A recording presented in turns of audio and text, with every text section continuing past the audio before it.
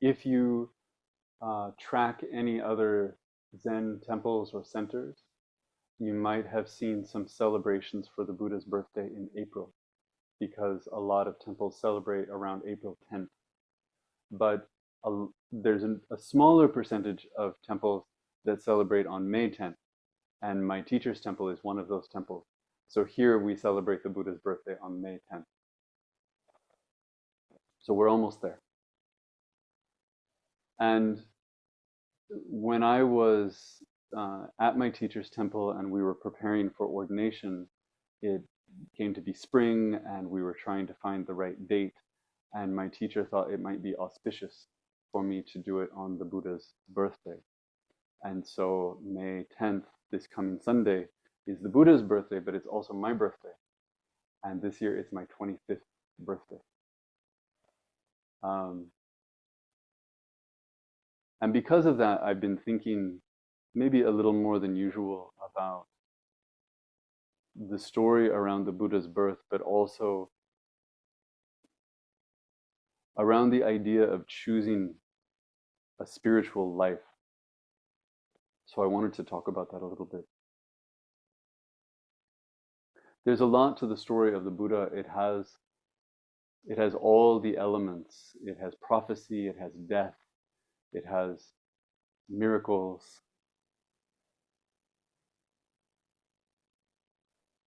But the part that always felt like it had the most importance to me was the prophecy. That before the Buddha was born, some wise person, someone who was a fortune teller, said that there would be this boy would be born and that he would go one of two ways. That he would either become a great leader of men in the way of his father, but even more. Or that he would leave that life behind and become a great spiritual teacher. These were the only two paths he had. To live the life that he was supposed to inherit and to do a great job at it. Or to reject that life and to do something that was important, but not necessarily easy to imagine or understand. And my understanding of the story is that this young boy, Siddhartha, was never told. He was never told that he could go one of two ways. He could only go one way. And I know I say this every time we tell the story, but I have so much sympathy for his dad, who made that choice. Because his dad couldn't imagine the other thing. The other thing was terrifying. His son could either inherit the family business and be safe and have a life that his father understood and have comfort, or something else. And so he tried to keep him away from the something else. He didn't tell him about the something else. And because he himself was quite wise, he kept his son sheltered from the things that take people in a spiritual direction, that become catalysts for spiritual inquiry. He kept him behind the palace wall so that he wouldn't see how people live and how people die and how people suffer.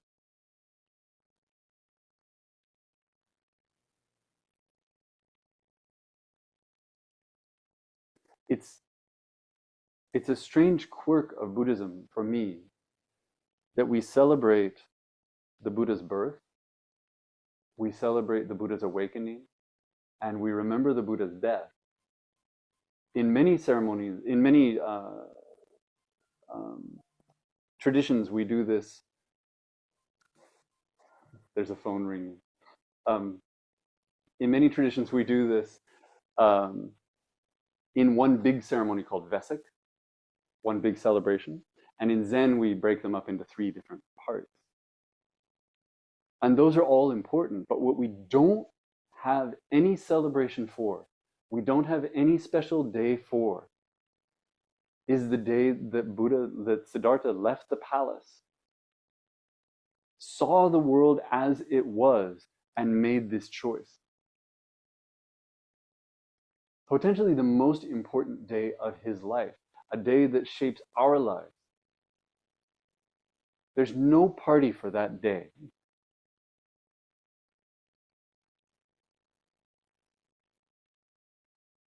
But of all those days, it's the one that maybe is the most directly relevant to our own experience and to the decisions that we make.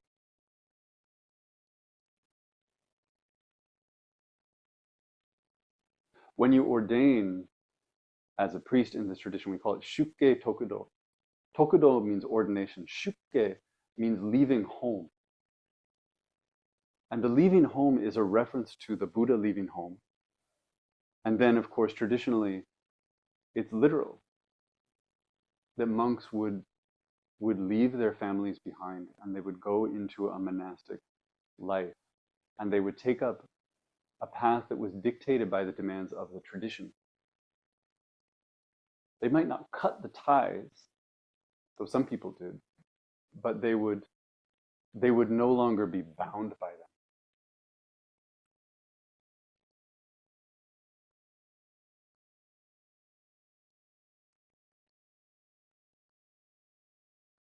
When I did Shukke Tokudo, I had an idea, not so much that I was taking up a spiritual vocation, but that I was taking up some sort of spiritual apprenticeship. And that was informed by everything I had read about teachers and students, about this image by Bodhidharma of a wordless transmission outside of the scriptures. That somehow, with my teacher, or with someone, once I had shaved my head, once I had put on these robes, I was going to be invited into essentially someone's mind. I didn't know how, but we were going to kind of grapple spiritually. And I was going to be let into something. I was going to be shown something. I was going to receive something.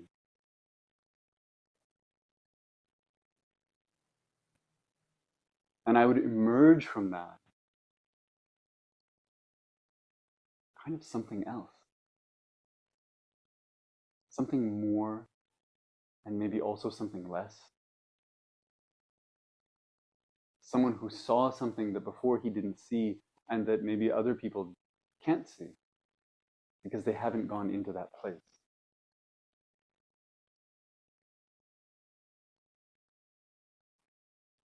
But I very quickly learned that that was not what I had signed up for. I had signed up for a different kind of apprenticeship in which I was trained to do a job. And that job was to be a custodian first of a temple. First, in all the mundane ways that we imagine: sweeping the floors, cleaning the toilets, preparing the food, literally just taking care of a space for other people. Inheriting that work and trying to keep something together, keep something clean and safe so that it could be handed off to someone else. And then also learning to be a custodian of other people, but specifically of other monks. So that if you train long enough or seriously enough, what you've been trained to do is to train other monks to also be custodians. That's your skill set. You don't become an expert in Dogen's writings. You don't become someone who is a master of meditation. You might be studying Dogen and you might be meditating a lot. At times we were a lot. But no one's teaching you how to go deeper into it. Everything that I learned about Zazen was the same that I've taught you about Zazen. Actually, much, much less.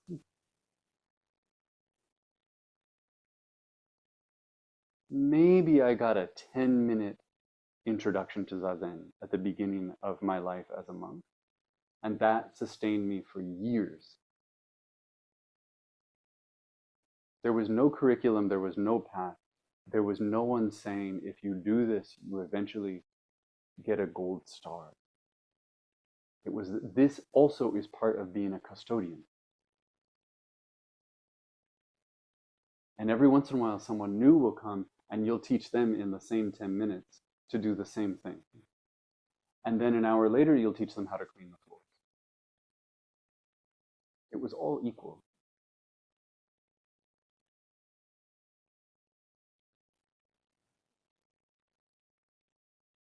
What I have come to appreciate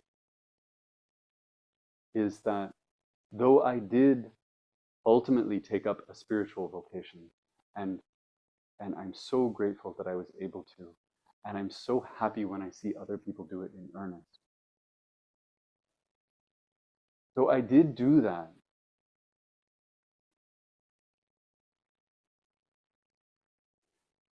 the spiritual responsibility that I accepted in doing that was no different from anyone else's. My spiritual responsibility is identical to yours. It is not more, it is not less. We say these vows together. We vow to free all beings. We vow to end all delusion, to enter all Dharma gates, to embody this way of awakening. There is nothing that I can say that somehow vows more to free all beings. It's all of them. We're on completely equal footing. And the job is exactly the same. It's just that when I do it, it looks like this.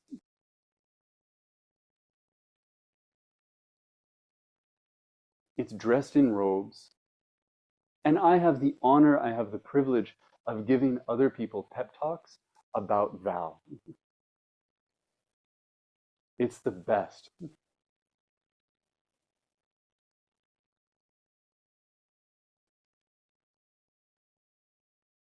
But the message, the takeaway is not that if all of you take up that vow, if you walk that path in earnest, that eventually one day you also shave your head and you also put on robes. Not at all. Someone might.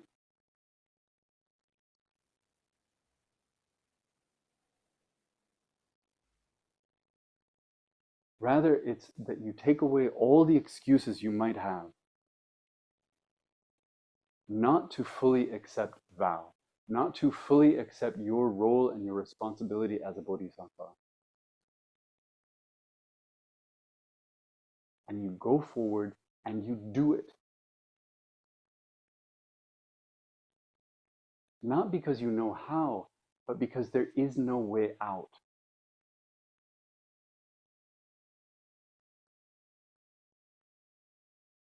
All the clumsiness that you might feel in this path is no more than the clumsiness I feel in doing it too.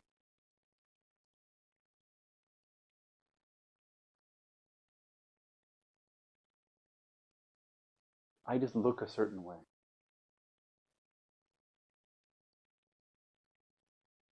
I try to hold this space so that we can talk about this and so that we can remind ourselves of this and have a kind of home base for this.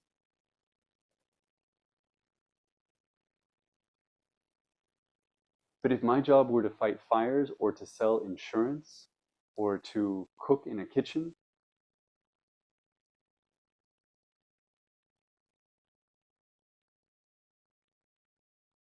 ultimately the task is exactly the same. In each of those roles, I have to free all beings and I have to end all delusion. I have to enter all Dharma gates and embody the awakened way.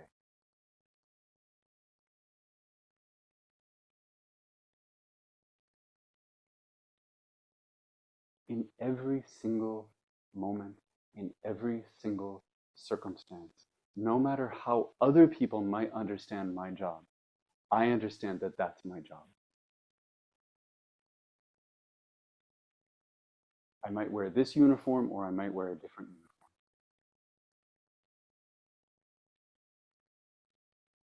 People might associate me with Val, or they might have no idea that this is the thing that is guiding each breath I take.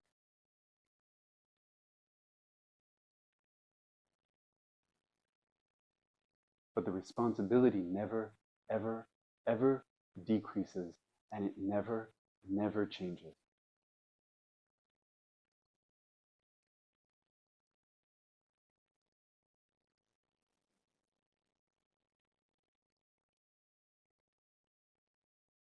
And just to be really clear, as I'm thinking back on these last 25 years, which have been great, and I've said this before, my job is easier than your job. Because I get to adorn myself in the reminders of the practice.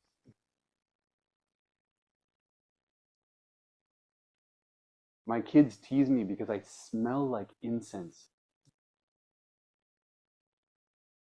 If they smell incense somewhere else, they say, oh, it smells like our dad.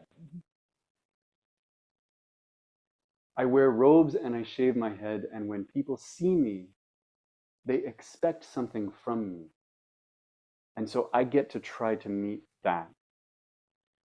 I'm called upon, and it's a privilege.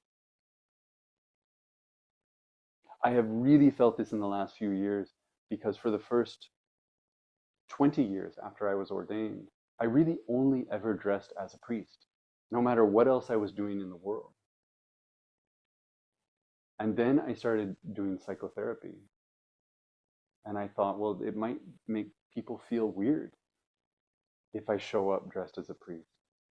Or it might make it feel like, maybe it would make it feel religious, or maybe it would feel like I'm kind of making it about me because it's so not what people are used to. And so I started wearing ordinary clothes. I started doing things like, at Christmas I would ask for a sweater.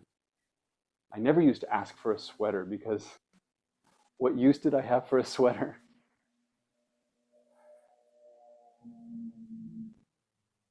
And as soon as I took all of it off, I could feel how supported I had always been. Not just seeing myself that way, but being seen in that way. I started looking for what are the things that support me day to day? What are the reminders? What do I put in place in my visual range or in my mind's eye so that vow doesn't get lost?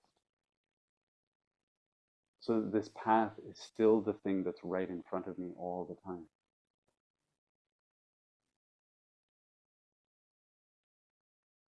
That's the challenge that all of you have every day.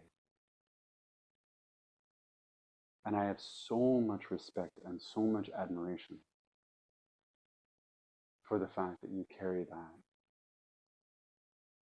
and walk most of the time invisibly through the world, having accepted responsibility for literally all of it.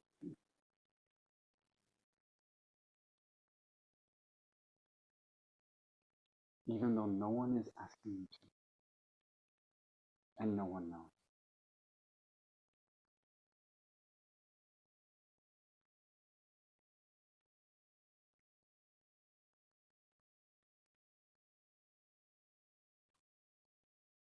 I have this day coming up that that's my birthday, it's my anniversary.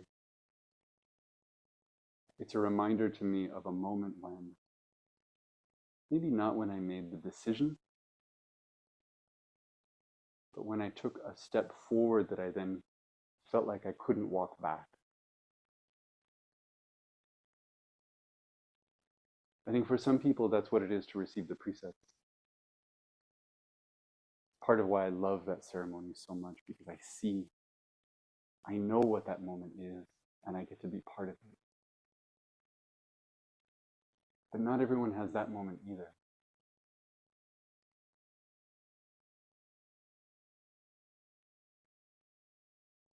Maybe something happens that's so subtle that we can't see it, that we aren't sure.